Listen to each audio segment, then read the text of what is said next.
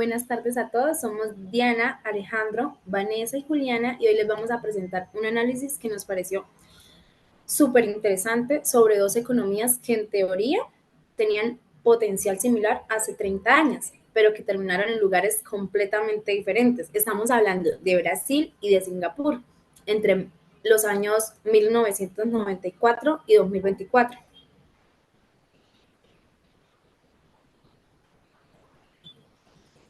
En el objetivo principal, cuando empezamos esta investigación, mis compañeros y yo nos preguntamos cómo es posible que dos países que en los 90 tenían aspiraciones de desarrollo tan similares terminaran tan diferentes, y lo que descubrimos literalmente nos voló la cabeza. Nuestro objetivo principal es entender qué pasó, pero no solo desde los números, sino desde las decisiones de política económica, de educación y de instituciones.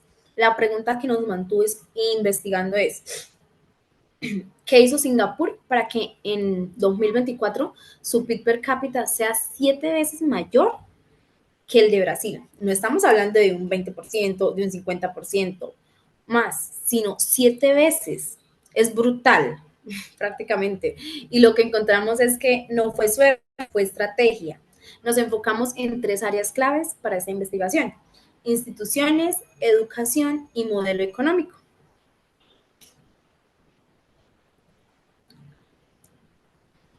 En el contexto histórico, para entender esto, tenemos que irnos un poco atrás en el tiempo.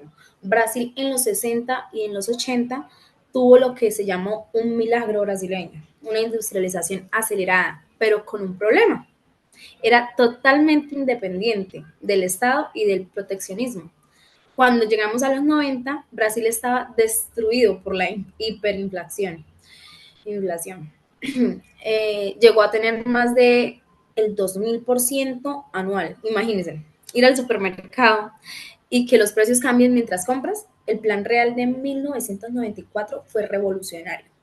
Para estabilizar la economía, crearon una nueva moneda y lograron controlar la inflación, y eso fue como un logro enorme. Pero miren, a Singapur, cuando se independizó en 1965, era literalmente un puerto sin recursos naturales, con conflictos étnicos y sin agua potable. Creo que se dice Lee Kuan Yew, su primer ministro, dijo: o nos volvemos competitivos o morimos. Y desde ese momento tomaron decisiones radicales: apertura comercial total, cero tolerancia a la corrupción, y atrajeron inversión extranjera como locos. Para 1994, cuando Brasil apenas se estaba estabilizando, Singapur ya era un tigre asiático consolidado. La diferencia de 30 años de enfoque estratégico es lo que explica todo lo que van a ver a continuación en esta presentación. Alejandro les va a mostrar cómo se ve esto en los números.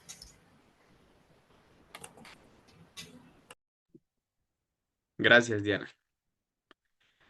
Ok, acá es donde los números se ponen impresionantes. Como podemos ver en la pantalla, la línea naranja es Singapur y la roja es Brasil. Entonces, en 1994 Singapur ya partía con ventaja, como podemos ver, como $25.000 aproximadamente per cápita, mientras que Brasil pues tenía un poco menos, calculando ahí $12.000. Ya había pues diferencia, ¿no? Pero lo loco es lo que pasa después. Singapur no solamente crece, sino que acelera su crecimiento. Para 2024 nos llega aproximadamente a $132.570, como podemos ver, lo que significa que quintuplicó su riqueza por persona en 30 años. Analizando Brasil, pues la línea es casi plana, apenas llega a $19.648 aproximadamente. Aumentó solamente un 60% en todo el tiempo.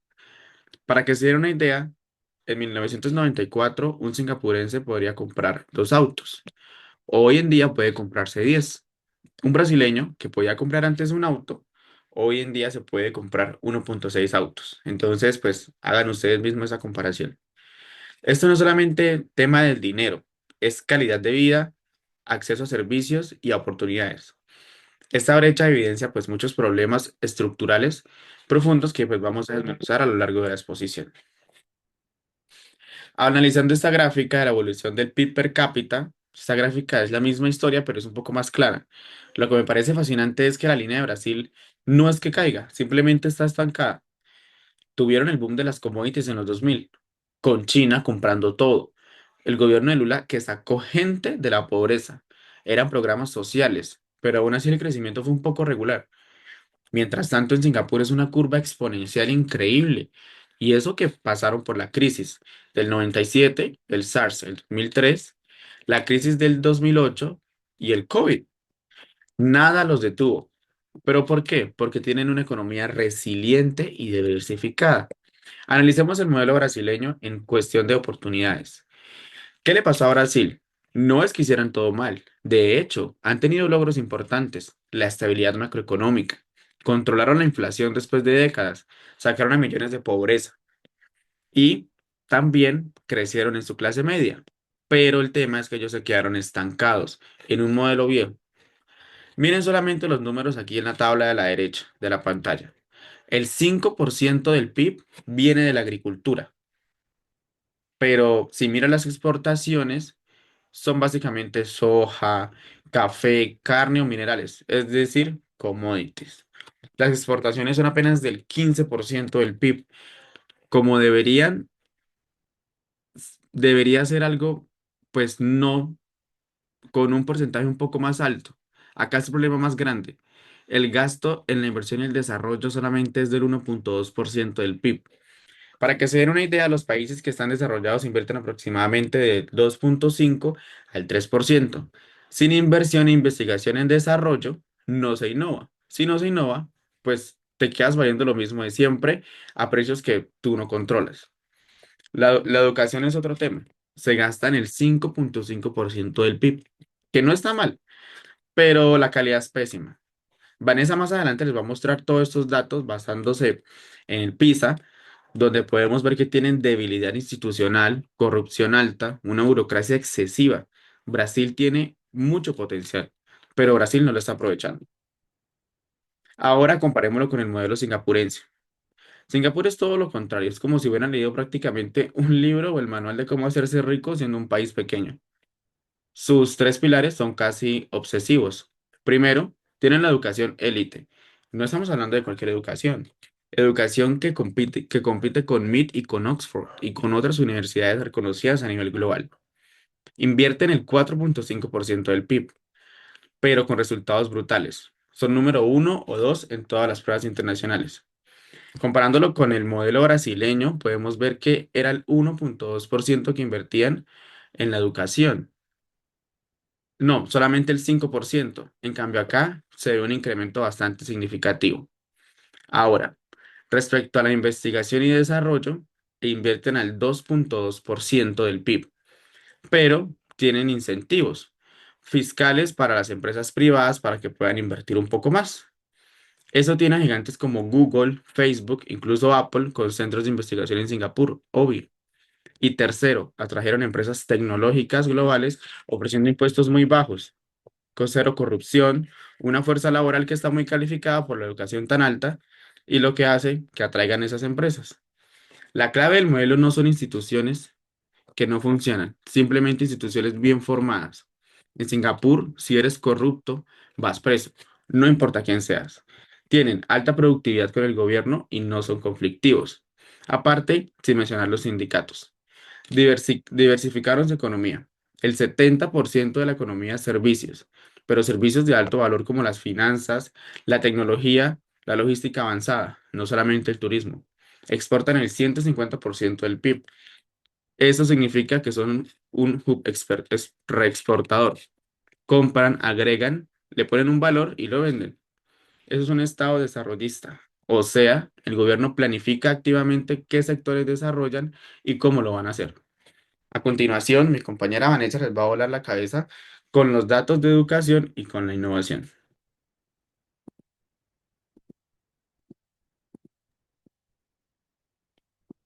Gracias, Alejandro. Bueno, es acá donde personalmente creo que está la clave de todo, la educación. Y no me refiero solamente a tener escuelas, invertir más dinero, sino algo mucho más importante, la calidad educativa. Para entender esto, veámoslo con un ejemplo concreto.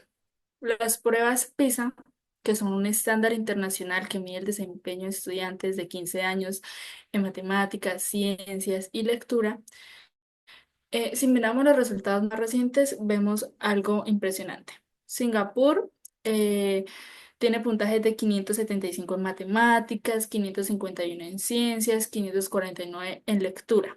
Estos números los ponen literalmente en la cima del mundo, compitiendo con países como Finlandia, Japón o Corea del Sur. Ahora comparemos esto con Brasil. 379 en matemáticas, 404 en ciencia y 403 en lectura. Estamos hablando casi de 200 puntos de diferencia, lo que equivale más o menos como a 2 años de escolaridad. Y acá viene lo más curioso, lo que realmente como que nos hizo pensar.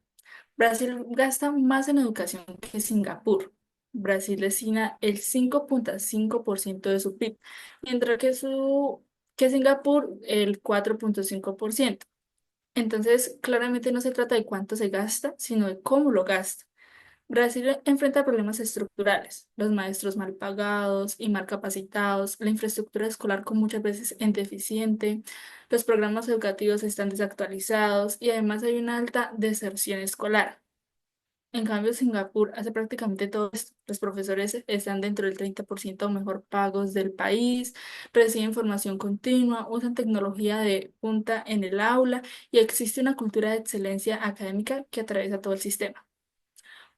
Otra cosa que podemos decir es que los años promedios de escolaridad también son diferentes. En Singapur el promedio es de 11 años, mientras que en Brasil es de 8 años. O sea, más tiempo estudiando, pero además con mejor calidad. Y al final todo eso se refleja directamente en los resultados del país, en la productividad laboral, en la capacidad de innovar y en general el desarrollo económico y social. Em, Porque si lo pensamos bien, la educación no solo forma personas, sino también forma sociedades. La siguiente. Bueno, la educación es la base, sí, pero la innovación es el motor del crecimiento. Y acá, sinceramente, las diferencias entre países son abismales. Miren estos datos. Singapur invierte el 2,2% de su PIB en investigación y desarrollo. Tienen 6.800 investigadores por cada millón de habitantes. Prácticamente el 1% de su población son científicos, ingenieros, trabajan directamente en innovación. El resultado de eso es impresionante. 1.200 patentes el año por cada millón de habitantes. Y además la mitad de todas sus exportaciones manufactureras son de alta tecnología. Chips, equipos médicos, productos farmacéuticos, cosas con un enorme valor agregado. Ahora veamos el contraste con Brasil. Brasil invierte la mitad, apenas el 1,2% del PIB en investigación y desarrollo. Tiene unos 900 investigadores por millón de habitantes. Suena bien hasta que lo comparamos con Singapur y los patentes lo reflejan, solo 28 por millón de habitantes al año. Además, apenas el 12% de sus exportaciones manufactureras son de alta tecnología. El resto sigue siendo como comodites o manufacturas básicas, cosas que no generan tanto valor. Y acá está el problema de fondo. Sin innovación, se queda como atrapado en la llamada trampa de ingreso medio. Eh, no se puede competir con China en manufactura barata, porque ellos tienen escala, pero tampoco se puede competir con países desarrollados en tecnología avanzada, porque falta la capacidad científica y tecnológica. Singapur entendió eso hace bastante y por eso decidió apostar fuerte por la innovación. ¿Cómo lo hicieron? Crearon universidades de élite, desarrollaron parques tecnológicos, ofrecieron incentivos para startups y promovieron una colaboración constante con empresas globales. Todo un ecosistema de innovación que no se construye de la noche a la mañana, pero hoy tiene las economías más avanzadas del mundo. La siguiente, que hablamos más como de la apertura comercial, es otro factor brutal que marca una gran diferencia. Miremos estos números. Singapur exporta el 100%, 150% de su PIB. Y uno podría preguntarse, ¿cómo esto es posible? Bueno, es porque Singapur funciona como un hub de reexportación. Ellos importan materias primas y componentes, les agregan valor ya sea ensamblándolos, procesándolos o mejorándolos, y luego los vuelve a exportar.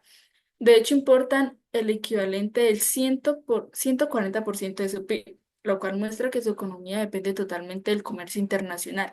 Y tiene sentido, Singapur no tiene recursos naturales, así que su única opción fue como abrirse al mundo. Ahora, si comparamos eso con Brasil, la historia es muy diferente. Brasil exporta solo el 15% de su PIB e importa alrededor del 13%. Es una economía mucho más cerrada, enfocada principalmente en su mercado interno, que claro, es grande, tiene más de 215 millones de habitantes, pero este tamaño también eh, puede generar cierta autocomplacencia. El problema está en la estrategia de sustitución de importaciones, que funcionó bien como para los 60, los 70, pero ya no funciona en la economía globalizada de hoy. Si un país no se integra en las cadenas globales de valor, simplemente se queda atrás. Y Singapur lo entendió perfectamente. Por eso es que hoy es el segundo puerto más importante del mundo, un centro financiero global y también un hub tecnológico de primer nivel. Todo esto fue posible gracias a su apertura comercial inteligente que no solo conectó con el mundo, sino que les permitió convertirse en una pieza clave del gobierno internacional. En el siguiente gráfico vemos un comparativo sectorial. ¿La puede pasar, por favor?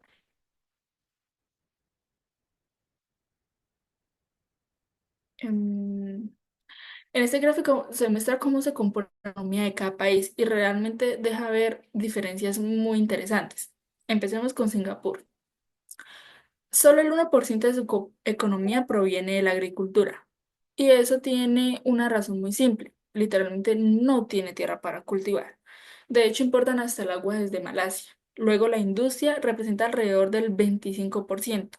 No es cualquier tipo de industria. Estamos hablando de industrias de alto valor agregado, semiconductores, biotecnología, refinación de petróleo, sectores con tecnología avanzada y alta productividad. Y por último, los servicios. Ocupan cerca del 70% de la economía, pero nuevamente no son servicios básicos, son finanzas, logística avanzada, tecnología de la información, salud de la clase mundial. Todo esto, todo enfocado en generar valor y competitividad global. Ahora veámoslo para Brasil. Ahí la agricultura representa alrededor del 5% del PIB y aunque parezca poco, es un sector clave de sus exportaciones, de soja, carne, café, entre otros. La industria ocupa aproximadamente un 20%, pero en este caso gran parte es ineficiente, protegida por aranceles y con poca competencia internacional. Y los servicios representan cerca del 65%, pero muchos son de bajo valor agregado, como comercio minorista, servicios básicos o informales. Entonces, ¿qué nos dice esto? La composición sectorial de un país revela su nivel de complejidad económica, mientras que Singapur tiene una economía compleja, diversificada y sofistificada. Brasil sigue teniendo una estructura más simple, basada principalmente en ventajas naturales como los recursos, la agricultura, y con esto en mente, Juliana les va a explicar cómo podemos aprender todo esto y cómo estos factores influyen en el desarrollo de ambos países.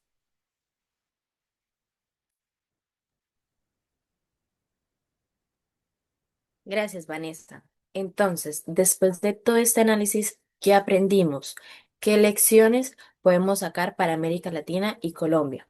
La primera gran lección es que la educación de calidad es la inversión más importante que puede tener un país. Y cuando hablamos de la calidad, no se trata solo de tener colegios bonitos o universidades reconocidas, sino de contar con buenos maestros, planes de estudio actualizados y una formación que promueva el pensamiento crítico y las habilidades del siglo XXI. Singapur ha entendido esto supremamente bien porque pues convirtió la educación en su mayor ventaja competitiva. Como no tenía recursos naturales, su única opción era invertir en conocimiento y en formar capital humano élite. Por otro lado, tenemos la segunda lección, que es que la inversión constante en ciencia y tecnología es lo que realmente diferencia a los países ricos de los que se quedan en el camino. No es un lujo, es una necesidad. Singapur lleva más de 50 años invirtiendo en investigación y desarrollo, sin importar crisis o cambios de gobierno. Eso le da continuidad, que es pues totalmente clave. En cambio, países como Brasil solo invierten cuando hay dinero y recortan cuando hay crisis. Y así es imposible construir capacidades de largo plazo. Eh, Como tercera lección, tenemos que las instituciones sólidas, transparentes y eficientes son la base de todo. Sin embargo, un Estado de Derecho fuerte, sin meritocracia ni control a la corrupción, y ninguna política funciona. Singapur es casi obsesivo con esto porque tiene cero tolerancia a la corrupción y cero espacio para la mediocridad. Esa confianza institucional atrae pues inversión y permite que las políticas se mantengan y den resultados. Eh, y pues el resumen es que básicamente el desarrollo no depende de tener petróleo, oro o tierras fértiles. Depende de la gestión eficiente, la visión a largo plazo y la capacidad de innovar. Y Singapur es el mejor ejemplo que tenemos. ¿Puedes pasar a la siguiente, por favor?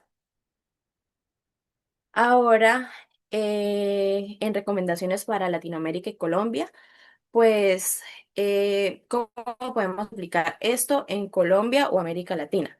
No podemos simplemente copiar y pegar este modelo porque, pues, nuestros contextos son totalmente diferentes. Tenemos democracias más complejas, desigualdades y otro tipo de historias. Pero sí hay cosas que podemos aprender y adaptar. Primero, una reforma educativa profunda. Necesitamos mejorar la formación y el salario de los maestros, actualizar los programas y fortalecer el pensamiento crítico, la ciencia y la innovación. No se trata solo de la cobertura, sino de la calidad real. Debemos inspirarnos en lo que hizo Singapur, que sus profesores sean los mejores y estén bien preparados. Segundo, fomentar la inversión en investigación y desarrollo y fortalecer la relación entre las universidades y las empresas. En Colombia invertimos menos del 0,3% del PIB y eso es bajísimo. Necesitamos incentivos fiscales para que las empresas inviertan en investigación, eh, crear más crear más parques tecnológicos y más incubadoras de emprendimientos o startups. Y como tercero tenemos diseñar políticas industriales inteligentes, no un proteccionismo sin sentido. Se trata de identificar sectores estratégicos donde podamos ser realmente competitivos a nivel global, invertir en ellos, evaluarlos constantemente. Y si después de unos años no funciona, se cambia la estrategia, pero debe haber un seguimiento. Y cuarto, fortalecer las instituciones, combatir la corrupción, ¿verdad? Implementar la meritocracia en el sector público y dejar de ver los cargos como favores políticos. Sin instituciones sólidas, como lo demás se cae. El gran propósito debe ser superar la maldición de los recursos naturales y construir economías del conocimiento. Es un reto pues enorme, sí, claramente, pero pues es totalmente posible. La siguiente, por favor. Y pues ya para cerrar como conclusión, tenemos que pues, la comparación entre Brasil y Singapur nos deja una lección muy clara. La estabilidad macroeconómica es importante claramente, pero no suficiente. Brasil hizo bien la tarea básica, controló la inflación, mantuvo el déficit bajo de control y expandió programas sociales, pero no logró transformar su estructura productiva ni fortalecer sus instituciones. En cambio, Singapur apostó fuerte. Ellos dijeron, somos pequeños, no tenemos recursos, así que tenemos que ser los mejores en educación, innovación y eficiencia. Y esa apuesta funcionó. Hoy tiene un nivel de vida comparable con países como Suiza o Noruega. El mensaje final es esperanzador, pero también exigente. El proceso sostenible sí es posible, pero requiere visión a largo plazo, disciplina estatal, inversión continua en capital humano y cero tolerancia a la mediocridad. No hay atajos y como futuros economistas somos nosotros quienes tendremos que diseñar e implementar las políticas de mañana. Por eso es tan importante aprender de casos como este. Muchísimas gracias por su atención.